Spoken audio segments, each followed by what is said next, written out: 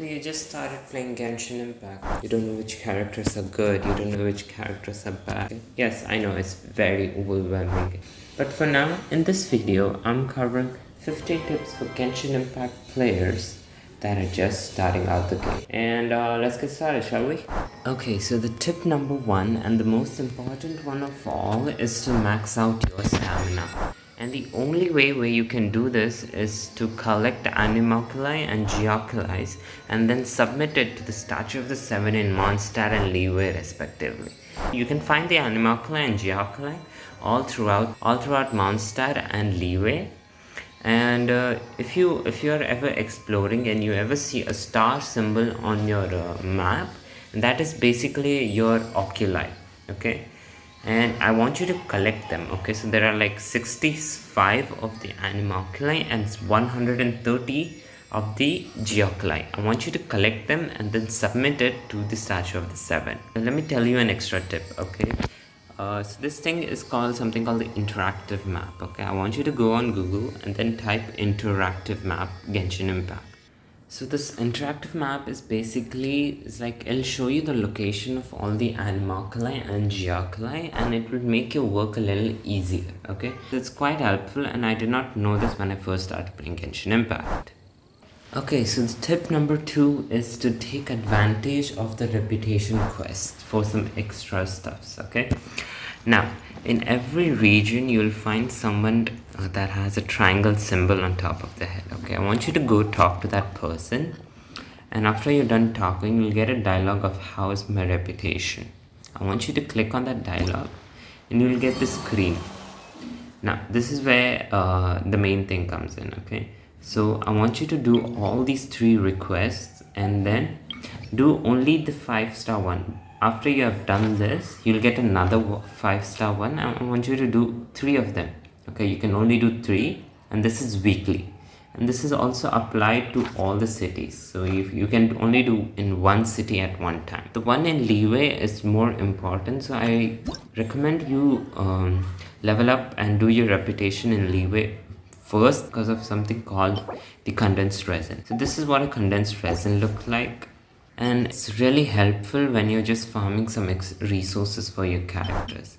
Okay, so the tip number 3 is to save up your fragile resin, okay? Now if you go to precious items, and you'll find a crescent shaped moon, okay? And what I want you to do is I want you to save up as many as you can and then only use it after you hit AR45 and above. Because once you hit AR45, you have the chance of getting the end game level artifacts. That is the golden artifacts or the 5-star artifacts, okay? You don't want to be using these 4-star artifacts throughout the game. Once you have progressed far enough in the game, you'll get to a point where you have to use all these 5-star artifacts. Don't use your fragile resin before your AR45, okay? After your AR45, you can use it one or two, and then dump them in domains and get some extra artifact. And do not use these for the boss materials, okay? Okay, so the tip number 4 is to max out your talents and weapons. Max out your weapons and then go for your talents, and then only go for your artifacts, because when you max out your weapons and then your talents, what it does is that it gives you a guaranteed increase in your damage.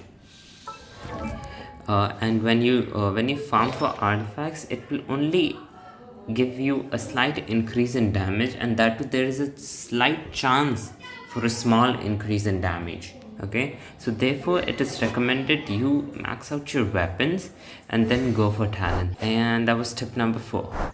Okay, so the tip number 5 is to build your supports, okay?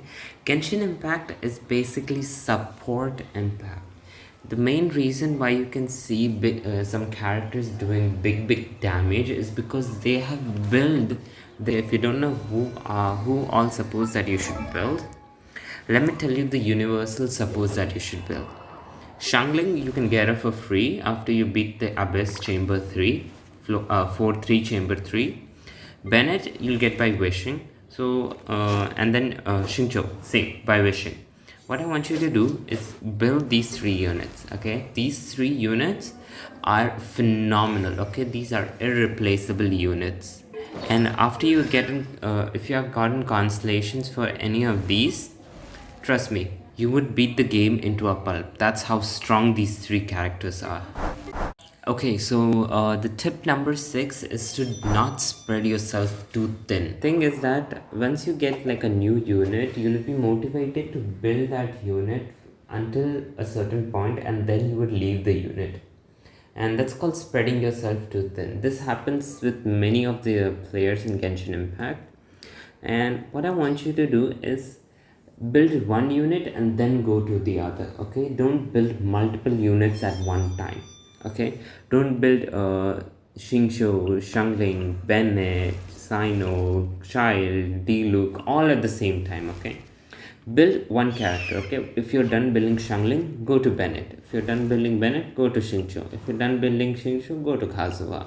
Like that. Go to the next character only if you have built one character.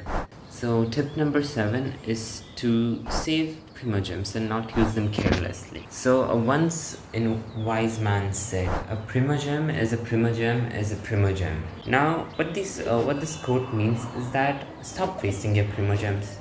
Only wish for characters that you want. Okay, for example, if you want the current character, pull for her, try to get her. If you don't want the character, the 5-star character that is on the banner, don't even touch the banner. Okay, don't even touch the banner.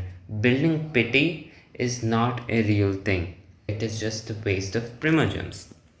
Now another source for the waste of Primogem is this: refreshing your resin using Primogems. Okay, this is the most naivest thing one can do, a free-to-play player can do in Genshin Impact. Okay, that is to waste your Primogems to get some extra resin.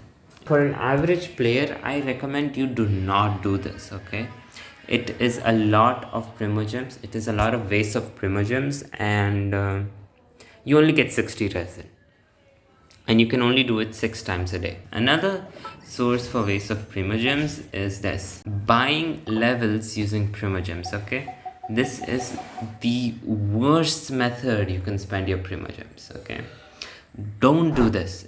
Okay, so the tip number 8 is to not skip your events. Okay, so for some people who are low AR and who are not progressed to the game, you might not unlock some of these events, but if you have unlocked any of the events, okay, what I want you to do is do those events. Okay, don't skip them. They give you extra materials for your characters, and also this important currency, this special currency called Primogem. It is quite helpful when you want different characters and different units. Okay, so tip number 9 is to utilize your battle pass. Once you hit AR 20, you'll get something called the battle pass, and the icon is left of the wishing symbol. I want you to click on it if you have unlocked it, and you can get all the Sojourner's battle pass items. Okay, you can get the top ones, and if you're not free to play and you want the bottom ones as well, you can pay a little amount to buy them. That is about $10. Okay, and in order to get all the rewards, you need to do your daily missions, weekly missions, and the battle pass period missions. Okay, so if you have done these missions, you'll be able to progress through the levels and then unlock all these extra goodies. It might not look much because it's 5 5 5, it's like distributed, but once you have added up everything, trust me, it's a little extra resources to work with. Okay, so the tip number 10 is to know the difference between Accquant fates and intertwined fates. Okay, let's go to the wishing one, and this purplish blue color item is called intertwined fates, and you can only use them on the weapon banner, the limited character wish banners, 1 or 2 or multiple that are running. Only on these 3 banners you can use intertwined fate. This blue color is called an Accquant fate. Okay, this is where you don't want to spend your Primogems. Okay, you have to use your Primogems in order to buy these purple color fates.